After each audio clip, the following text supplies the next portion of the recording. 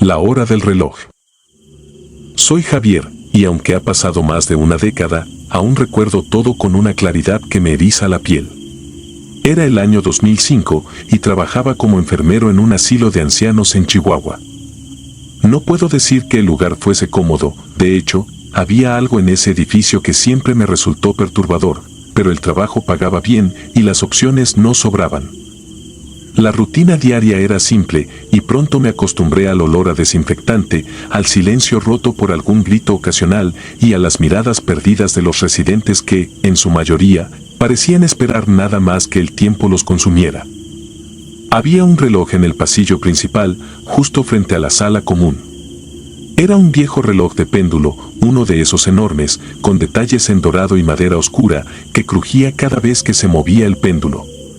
Nadie sabía su origen ni cómo había llegado al asilo, pero todos los empleados teníamos una superstición sobre él. Nos dimos cuenta de que, cada vez que alguien fallecía, el reloj se detenía a la hora exacta de su muerte. No era necesario mirarlo para saber cuándo se había ido alguien, el silencio sepulcral que seguía al paro del reloj lo decía todo. Una noche fría de octubre, estaba yo de turno. Era una de esas noches donde el silencio parece más profundo, como si el aire mismo contuviera los murmullos de los muertos.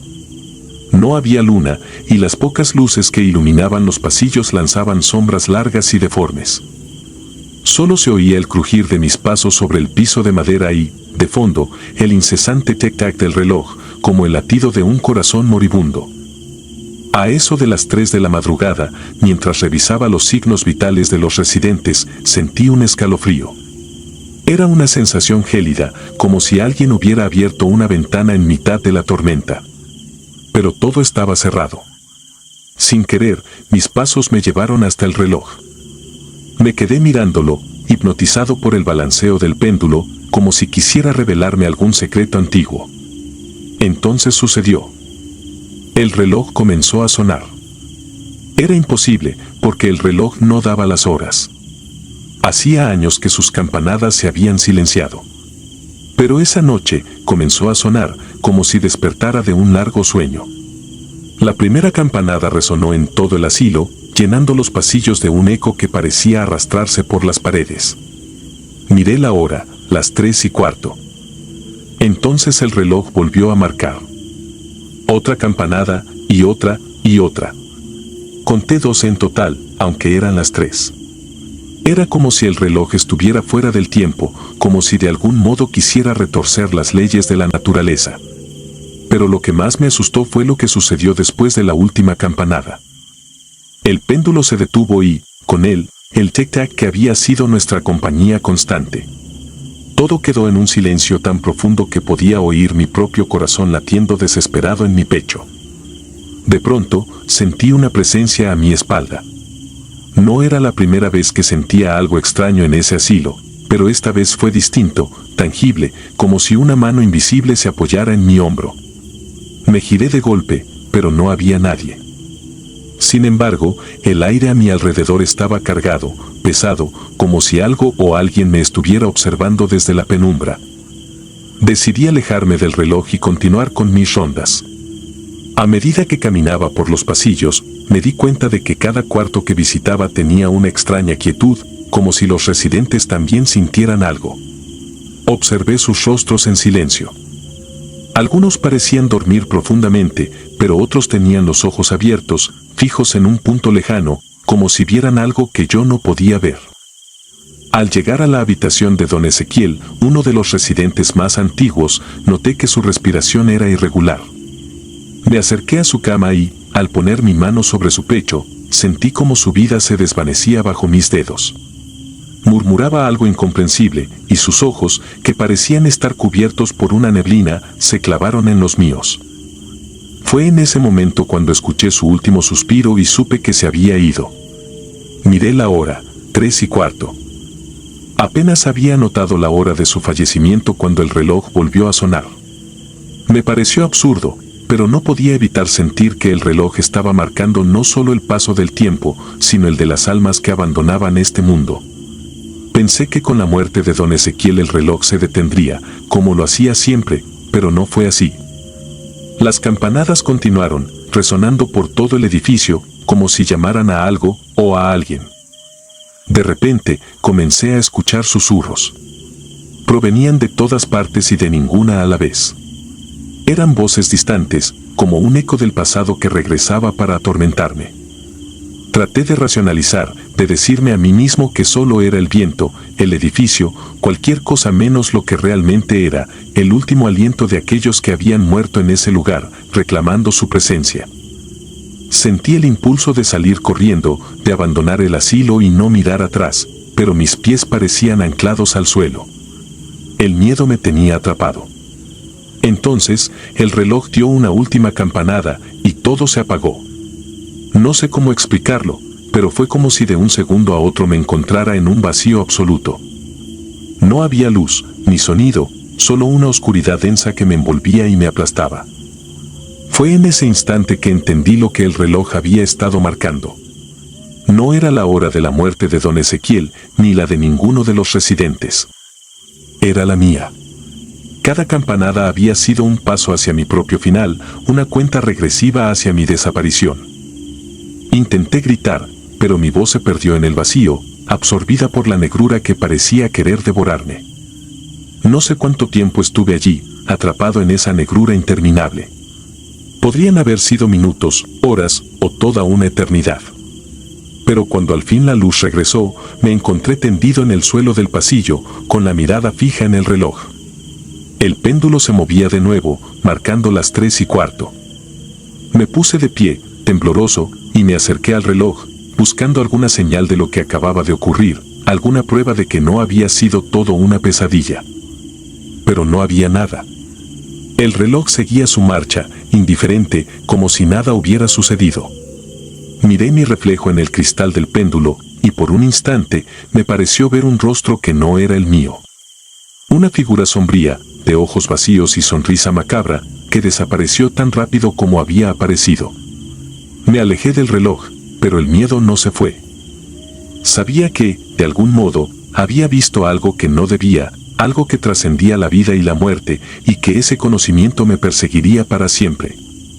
Desde esa noche, dejé de trabajar en el asilo. No volví a cruzar sus puertas ni a mirar el reloj.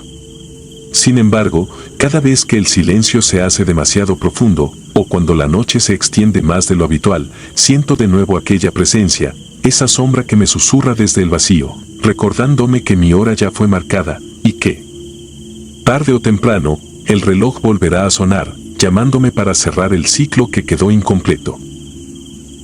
Asilo maldito. Era el año 1995 y había conseguido trabajo como auxiliar de enfermería en un asilo en Houston, Texas. No era un lugar particularmente atractivo, las paredes tenían el blanco desgastado y amarillento que solo los años y el desinterés pueden producir. Los pasillos olían a una mezcla de antiséptico y algo más profundo, una humedad añeja que se filtraba por los azulejos y se impregnaba en cada rincón. Desde el primer día, me di cuenta de que el ambiente allí era denso, casi tangible. Los residentes, todos ellos ancianos, llevaban una vida de rutinas interrumpidas solo por el lento avance del tiempo y las visitas ocasionales de familiares que parecían querer estar en cualquier otro lugar. Sin embargo, había algo que se sentía extraño, algo que no podía identificar del todo. Fue durante el tercer turno de la noche que escuché por primera vez las historias de los ancianos sobre la enfermera de sombra. Hablaban de ella en susurros, como si temieran que, al mencionar su nombre en voz alta, la invocarían. Decían que aparecía para aquellos que estaban cerca de la muerte. Nunca venía antes, y nunca se quedaba después. Justo en el momento en que la vida se extinguía, ahí estaba ella, como un oscuro presagio, una figura en la penumbra que se deslizaba sin hacer ruido. En aquel tiempo, yo no era propenso a supersticiones ni a cuentos de viejas.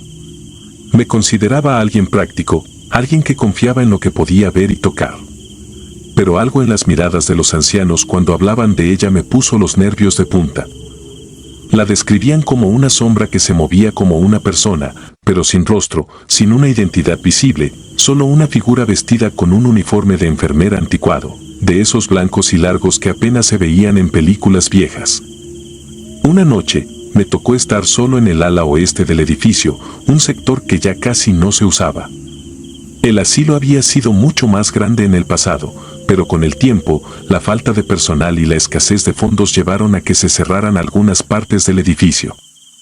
Aquella ala estaba en desuso, excepto por un par de habitaciones donde colocaban a los ancianos más enfermos, aquellos que ya estaban en su última etapa.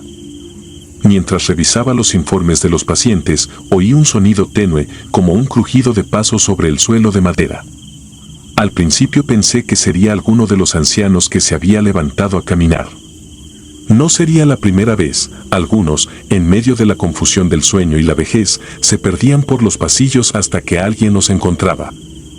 Caminé lentamente hacia el origen del sonido, pero cuando llegué a la habitación de donde parecía provenir, estaba vacía. La cama estaba perfectamente hecha, las sábanas tirantes y la luz de la lámpara de la mesita brillaba en un amarillo apagado. Pero el aire estaba gélido, una frialdad que no era normal en pleno verano en Texas. Un escalofrío recorrió mi columna y una sensación inexplicable de estar siendo observado se apoderó de mí. Volví a la estación de enfermería y traté de ignorar aquella incomodidad. Pero no pasó mucho tiempo antes de que ocurriera de nuevo, un susurro, esta vez más cercano, como si alguien estuviera tratando de llamarme desde el fondo del pasillo. Me acerqué, y fue entonces cuando la vi por primera vez. Estaba parada a unos metros de mí, su figura delgada y alta envuelta en un uniforme blanco que parecía brillar a pesar de la penumbra. No podía distinguir sus facciones, pero su rostro era un vacío oscuro, como un hueco que absorbía toda la luz. Sentí un frío punzante, el tipo de frío que cala hasta los huesos y te hace sentir como si el tiempo se hubiera detenido.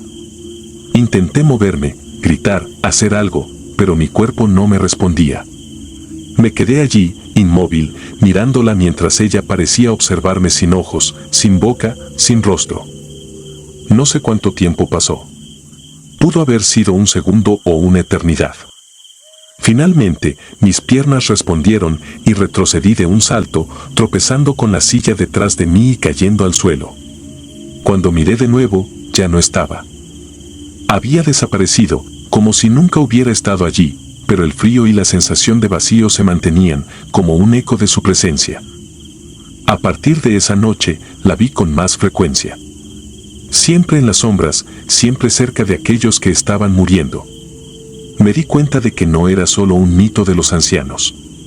Cada vez que alguien fallecía, la figura aparecía y el aire se volvía pesado, cargado de un silencio casi tangible.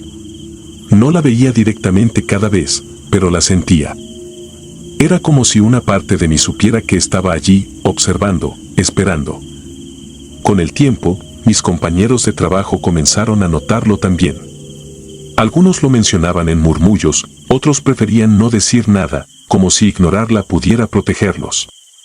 Yo mismo empecé a evitar el ala oeste, el lugar donde la había visto por primera vez, pero el asilo no me dejaba en paz.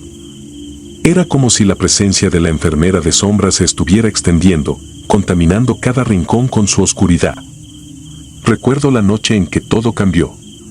Estaba revisando los signos vitales de la señora Klein, una anciana de 90 y tantos años que había estado en el asilo más tiempo del que yo llevaba vivo. Su piel era fina como el papel y sus ojos estaban nublados por la catarata y la edad. Me miró fijamente mientras le tomaba el pulso, y me susurró algo que casi no pude entender. «Ya viene, ¿verdad?», dijo, su voz apenas un aliento. «He estado esperando».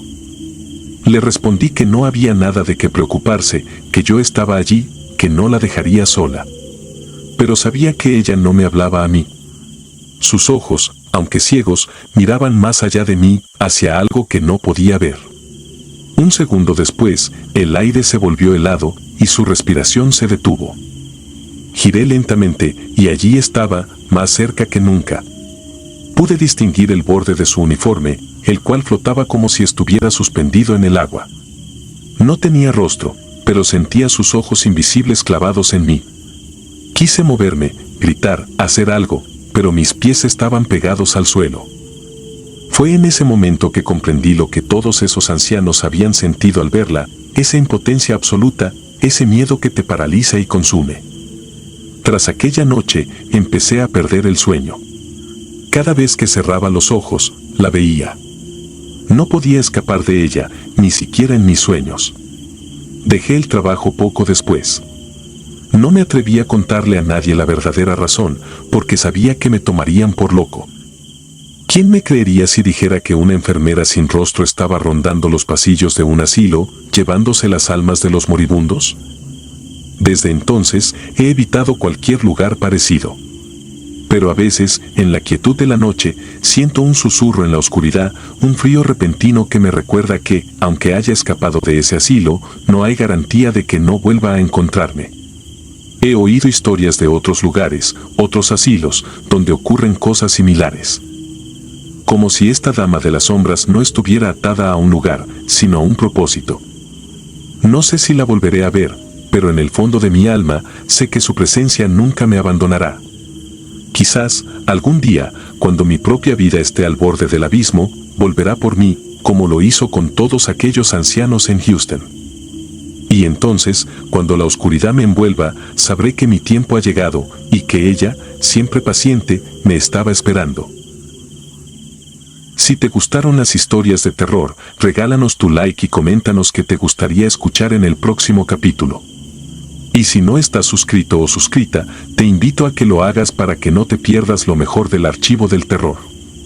Sin más, gracias por escucharnos, hasta la próxima.